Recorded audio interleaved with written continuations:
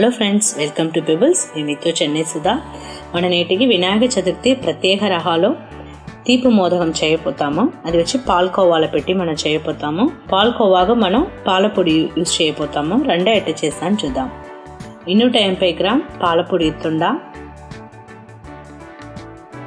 ఏలకలు పొడి కొద్దిగా, నెయ్యి ఎత్తుకండి.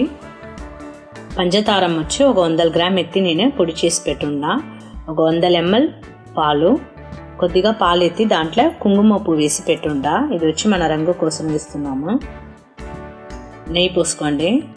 పోసేసి పాలు పోయాలి. దానికి ముందు వచ్చి మనం పాల పొడి వేసి కొద్దిగా నీళ్ళు యాడ్ చేసి మనం కలిపి పెట్టుకున్నాలే. ఇలాంటి గెడ్డ లేకుండా ఉండేదానికి మనం బాగా కొట్టి పెట్టుకున్నాలే. బాగా కొట్టండి. మొత్తం 250 గ్రామ్ పౌడర్ను వేసి బాగా కొట్టి పెట్టుకోండి. చూడండి, ఇలా బాగా కొట్టుకున్నాలా.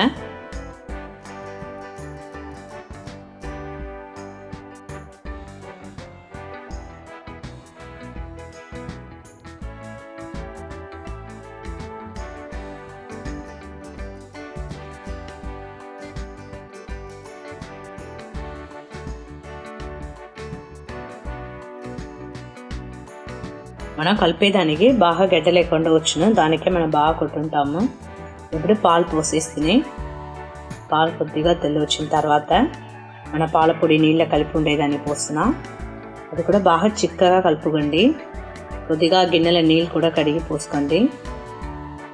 పోసేసి ఆ కుంకుమ పువ్వు వేసిందా ఆ పాలు కూడా దీంట్లోనే పోసుకుంటా.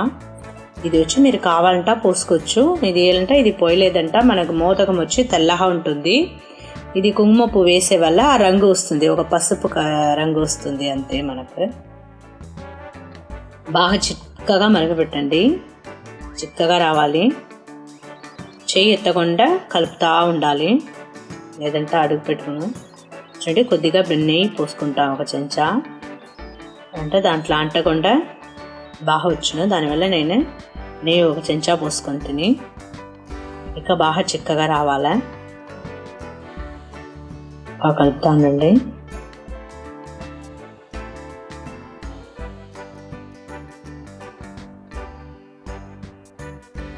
ఏలకల్లి పొడి కూడా వేసుకుంటా. చాలు, ఇది కరెక్ట్గా ఉంటుంది. ఇప్పుడు మనం దీన్ని ఆరపెట్టేసి ఆ పంచదారం పొడి వేసుకుంటాం మనం.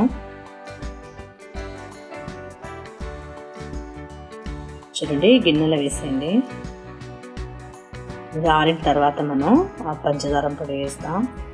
నేను వచ్చి ఇప్పుడు ఒక 4 చెంచా వేయకపోతాను. ఏంటంటే పాల పౌడర్ పాలనే కొద్దిగా తీపి ఉంటుంది, దానివల్ల నేను ఒక 4 చెంచా మట్టు వేసుకుంటాను.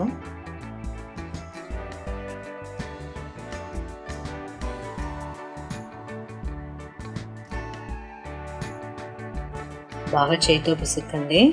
కుడుముల కొట్టంలా బాగా మోదకం కొట్టం వచ్చిందా దాంట్లో పిండి పెట్టి బాగా నొక్కి ఉడియండి.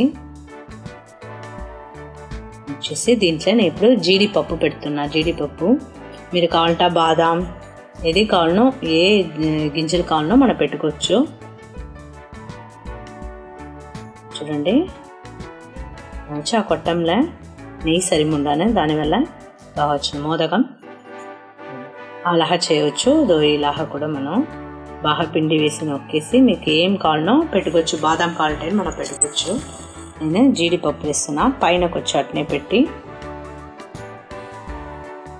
బాగా నొక్కి ఉడిచేయండి. చూడండి,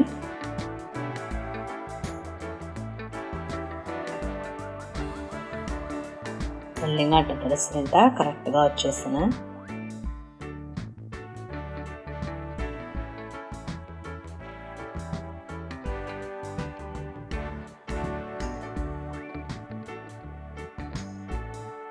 వినాయక చతుర్థి ప్రత్యేక రహాలలో తీపు మోదకం రెడీ. నేను చేసి చూసి మీరు కూడా ఇంట్లో ట్రై చేసి చూడండి. పెట్టి ఉంటా. లైక్ చేయండి, కమెంట్ చేయండి, మర్చిపోకుండా మా ఛానల్ సబ్స్క్రైబ్ చేయండి.